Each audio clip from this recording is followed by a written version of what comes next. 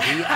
I don't know whether you know it or not, but all of the Chongchuas in the Valley assemble here. Is that right? In the 9 o'clock hour, and you're it. Wow. Thank you. Phoebe Chongchua, Jeff Nabers, congratulations. I'm delighted that you're here, primarily because of the fact that otherwise I wouldn't know how to make my fortune on an individual basis. You're encouraging entrepreneurship during a period of time when people just simply want a job. I mean, isn't it a little risky when you're talking about going out on your own now? Well, one thing that we're seeing right now is a lot of people that are trying to find jobs and then they can't, and they're becoming what we call accidental entrepreneurs. So they end up being entrepreneurs because they really have no other alternative. And in my opinion, it's very healthy for the economy. Entrepreneur is French for get off the street, stop sleeping in a box, and go out and find a job, I suppose. But listen, you got to admit, these are kind of tough times to recommend that kind of creativity, isn't it?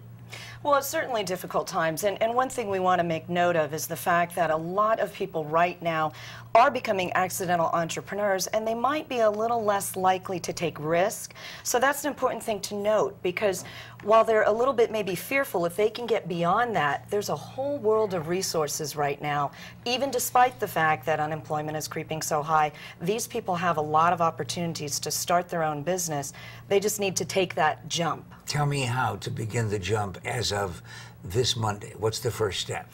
Well, I think there's a lot of things that can be done. One of the first steps is to evaluate where you are, and that's taking a look at your overall wealth. So, for instance, let's say you're laid out off of a company, or you've lost a job, or you've left the company, or even your hours have been reduced down to a point that you just don't think that this makes sense any longer. There's a lot of different reasons for being forced into accidental entrepreneurship. But you need to start by taking a look at where your wealth is today, and you need to look at how that's going to last, especially as we face increasing inflation. And that's the first step in our book, is to measure. You see, and that, of course, means then that you didn't approach your entrepreneurship accidentally, because you wrote a book about it and how other people can. 5 Steps to Freedom, where is it? Where's it available? Amazon.com. Our website also is 5stepstofreedombook.com. All right. Now, if we take a look at the entrepreneurs of the world, the vast majority of them failed. Some of them failed, probably the majority of them failed multiple times before they made a fortune, if they wound up doing it. But some of them also were successful investing. You seem to be anti-stock market, if what I read in here is how you feel today. Yeah, well, rather than saying we're anti-stock market, I think that it would be more accurate to say we're pro-free market. And the stock market isn't exactly a product of the free market. It's a result of a lot of regulation being concentrated on one place, and then a lot of power being invested in a small number of huge financial institutions. And I think that's at the root of some of our economic problems today. And a lot of people are getting upset. A lot of people are seeing congressmen voting on bills that they've never even had the opportunity to read. A lot of people are watching this bailout money come out of our pockets and then go almost directly into the pockets of executive bonuses. So what can we do about it? Well, what can we do about those problems themselves specifically? Because they worry everybody, and we feel like we're getting screwed over. Sure.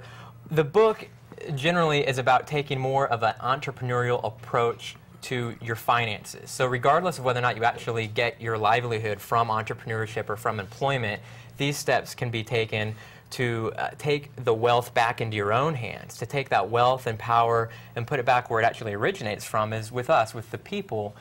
Accept that self-responsibility with open arms, and you know, work together to make our country great again. Jeff, half of us don't know how to spell entrepreneur, so please give me a practical step for somebody right now who has been an employee all of his or her life and now says, okay, I'm ready, but I don't have any idea what to do.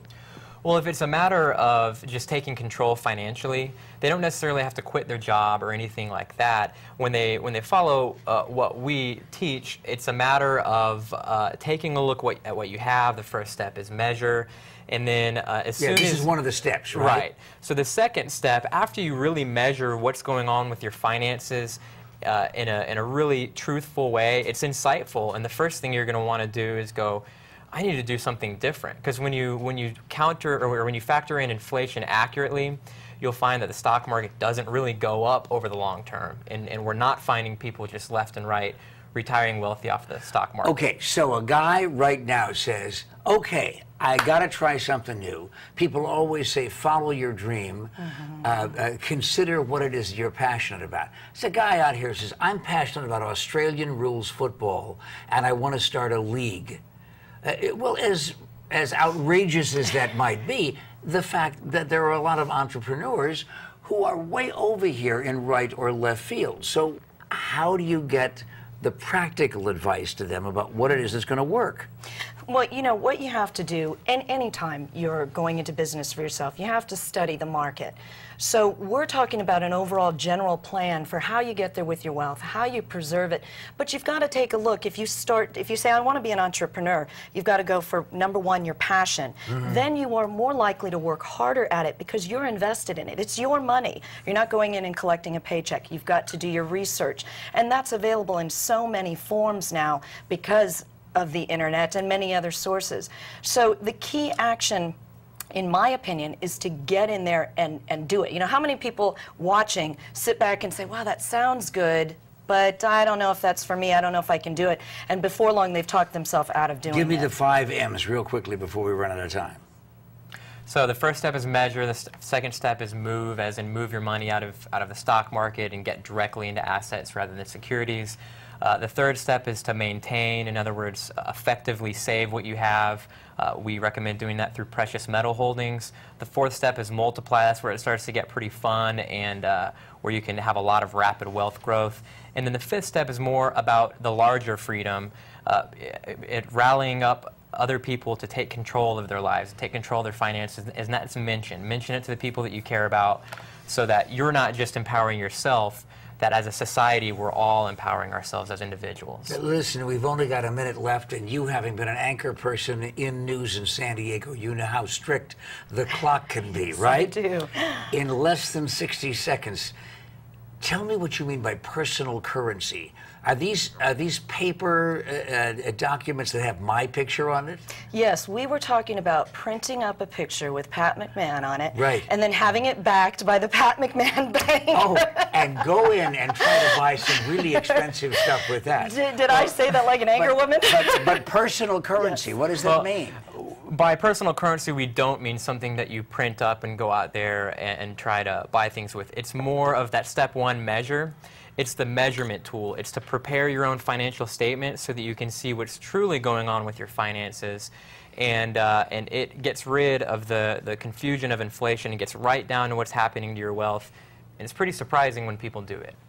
Listen, the one thing that there is no surprise in is that we never have enough time to talk about things. So that's one of the reasons why these good folks wrote a book. Everything that you need to know to escape financial slavery in 5 steps. 5 steps to freedom. You find out about it here. And by the way, if it works and you become an extraordinarily wealthy entrepreneur, remember where it began and consider yourself generous beyond all means. This is Pat McMahon.